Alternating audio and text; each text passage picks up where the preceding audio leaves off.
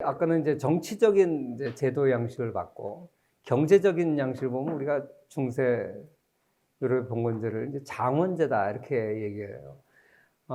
매너리얼 시스템이라 그러는데 이건 이제 경제적 기초를 이루는 거죠.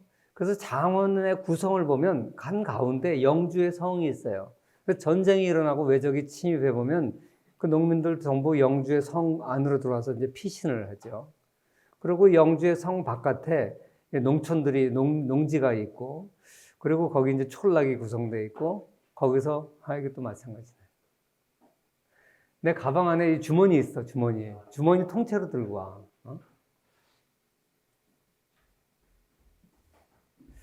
아까보다 좀 간격이 좀 덜하지.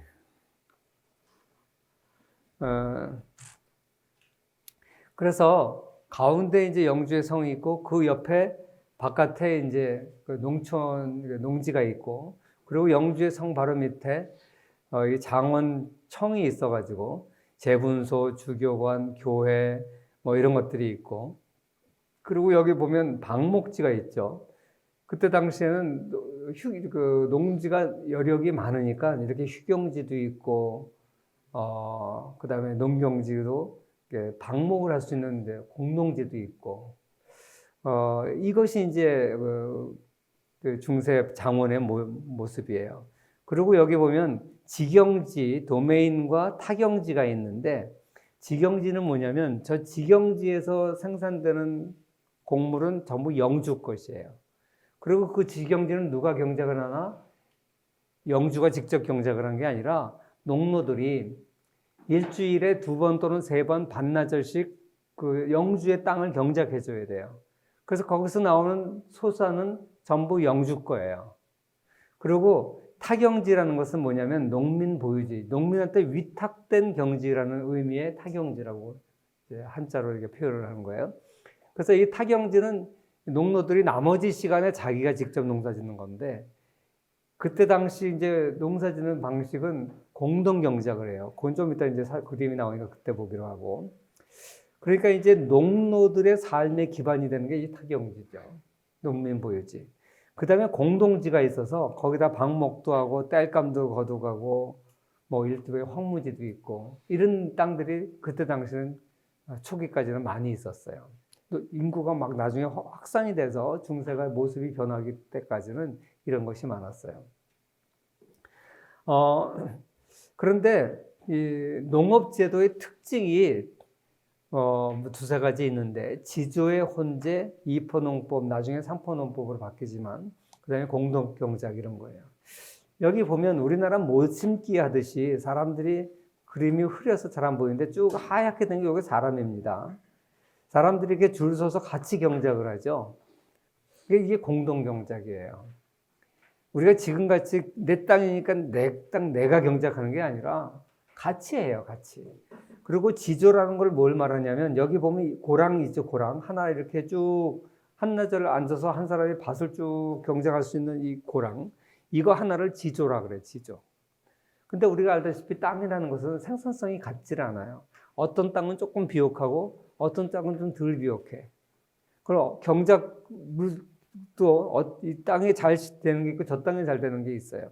이렇게 땅이 다 다르기 때문에 이걸 좋은 땅을 한 사람이 다 차지해버리면, 또는 몇 사람이 좋은 땅을 차지하면 이건 공평하지 않잖아요. 그러니까 영주는 항상 그 농노가 죽으면 그 땅을 다시 회수했다가 새로 18세가 되는 젊은 농노한테 또 땅을 줘요. 이 역할을 해주는 게 영주의 역할인데, 그때 비옥한 땅 한 필지, 조금 비옥하지 않은 거 하나 이렇게 섞어서 줘요. 섞어서. 그게 지조의 혼재라고 하는 거예요. 네 거 내 거가 막 섞여 있어요. 그러니까. 그리고 농사를 질 때는 저렇게 모여서 같이 해요. 같이. 그게 이제 중세적 모습이고, 그게 지금처럼 뭐 개인 소유제가 발달된 게 아니기 때문에 명분상으로는 내 몫이 있고 거기서 나온 건 내 소산이긴 한데, 그 중에 일부는 영주한테 바쳐야 되고, 또 영주 땅에는 또 내가 의무적으로 와서 일을 해줘야 되고, 이렇게 막 섞여 있는 게 그때 당시 농사 짓는 모습이었어요. 자, 이렇게 돼 있으니까 이걸 갖다가 막스는 착취 관계로 본 거예요. 영주와 농노를 착취 관계로 본 거예요. 이 농노를 일단 신분적으로 농노는 토지에 묶여 있잖아요. 그죠? 그러니까 농노는 자기 그 땅을 마음대로 처분을 못 해요. 자기 게 아니니까. 당연히 그렇겠죠. 심지어는 가축도 영주 거예요. 다 영주 거는 아닌데 가축도 마음대로 사고 팔고 못 해요. 그 가축 중에서 좋은 가축은 나중에 죽을 때 영주한테 돌려줘요. 그 헬리옷이라 그래가지고 영주는 농노가 소유한 것 중에서 좋은 것은 자기가 가져갈 수 있어요. 그 다음에 뭐 별로 안 좋은 거는 농노 자식한테 줄 수 있게 하고. 그리고 그 노동력이 귀했기 때문에 영주가 농노가 다른 데로 이사를 못 가게 해요. 그리고 이걸 이제 막기 위해서 결혼을 하더라도 다른 장원으로 빠져나가 여자 같은 경우에는 다른 장원에 있는 남자하고 결혼할 수 있잖아요. 그러면 혼인세를 내야 돼요. 그 노동력 손실을 방지하기 위해서 혼인세를 내도록 하고 뭐 이런 거. 그 대신에 이제 농노는 노예하고 좀 달라서 상속도 어느 정도 가능해요. 그리고 자기 땅을 어느 정도 경작도 할 수 있고. 그 다음에 이제 공조라고 하는 것은 이제 영주한테 땅을 사용하는 대가로 어느 정도 조세를 내야 되는 거고. 그 다음에 아까 부역의 의무 얘기했죠. 자신의 일보다 영주 직영지에서 일하는 게 우선이 더 있어요. 그래서 일주일에 뭐 어떤 지역은 2번, 어떤 지역은 3번. 500년 동안, 500년이 아니라 800년 동안 이런 일이 있었기 때문에 지역에 따라 다르고 시대에 따라 달라요. 이걸 다 획일적으로 똑같지는 않은데 2번이나 한 3번 정도. 그리고 보통 하루 종일은 아니고 반나절. 오전이면 오전, 오후면 오전. 이렇게 반나절을 가서 일을 하는 거죠. 나중에 이제 그 농노들이 부족해지면서 일종의 어떤 농노들은 약간 자유스러운 농노로 이제 신분이 바뀌기도 합니다. 그건 나중에 이제 중세의 변화에 가서 이제 얘기를 하겠지만, 그럴 때는 조금씩 이제 달라지긴 하지만, 아무튼 이렇게 농노들은 영주 직영지에 가서 일을 하고, 또 자기가 위탁받은 자기 땅에서 일을 하더라도 거기 일부를 또 영주한테 바쳐야 되고, 그리고 영주들은 재판권까지 보유하고 있어요. 원래 왕이 갖고 있는 거잖아요, 재판권은. 근데 당시는 왕은 힘이 없어요. 왕은 그냥 옆에 있는 이웃 큰 땅을 가진 영주일 뿐이에요. 전쟁이 일어나면 그 왕을 중심으로 해서 여러 영주들이 모여서 같이 공동 대응을 한다는 거지, 이 농노는 왕의 백성이 아니라 영주의 백성인 거예요. 그러다 보니까 영주가 농노들을 다 재판까지 하게 되는 그런 권한을 가지고 있고요. 아까 세금 징수는 했는데, 아까 이제 땅에서 나오는 거 외에도 인두세, 그 다음에 이제 아까 얘기했던 상속세, 헬리옷이라고, 그 상속세 중에 한 일부는 이제 헬리옷이라는 이제 제도가 있어서, 농노가 갖고 있는 가장 좋은 것은 영주가, 이거는 내가 가져야겠다. 그럼 갖는 거야. 말이 좋은 게 있다든지, 이렇게 가져가는 거예요.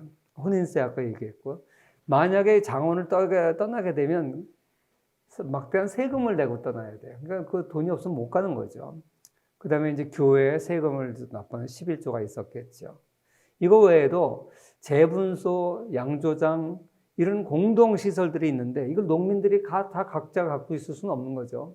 오늘날에는 상인들이 재분소를 갖고 있기도 하고, 어떤 사람은 또 양조장을 갖고 있는 사람도 있고 하지만, 이거 다 이때 당시에는 영주의 소유예요. 그리고 이거 공동으로 쓰니까 당연히 영주한테 이거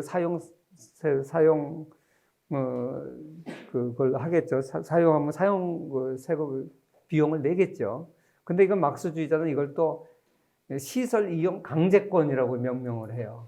그러니까 이제 막스주의적 시각에서는 이 모든 것이 영주가 농노를 착취하는 모습으로 묘사하기 때문에 이걸 전부 이제 같이 쭉 열거를 하는 거예요. 그러니까 이게 뭐 몇백 년 동안 유럽의 여러 지역에서 서로 다양한 형태로 나타났는데, 이걸 전부 정리하면 이제 이렇게 되는 거죠. 그 다음에 이제 상품 거래 과세하고, 당연히 영주 중에서 나중에 이제 상업이 조금씩 발달하게 되는데, 길목에 있는 장원을 보유한 영주가 있어요. 그러면 길목에 있다 보니까 나중에 이제 로마 중세 사회가 안정화가 되면서 이 원격지 무역을 하는 상인들이 등장하게 돼요. 그 상인들이 등장하면서 자기도 하고 시장을 열기도 하고 할 거 아니에요. 근데 그때 과세를 하는 거죠. 그런 권한. 그 다음에 이제 여러 가지 이제 벌금도 내겠죠. 이 모든 다양한 종류, 한 500년에서 700년, 800년에 있었던 중세적 모습에서 영주들이 농노로부터 받아내는 모든 것을 착취의 일환이라고 간주하는 게 막스적 시각이에요. 그래서 칼 막스는 영주와 농노의 관계를 착취, 피착취의 관계로 봤고, 그래서 막스주의 경제 사학자들이 쓴 중세 책들을 보면 이런 걸 설명하는데 모든 지면을 할애하고 있다는 사실을 알 수 있습니다.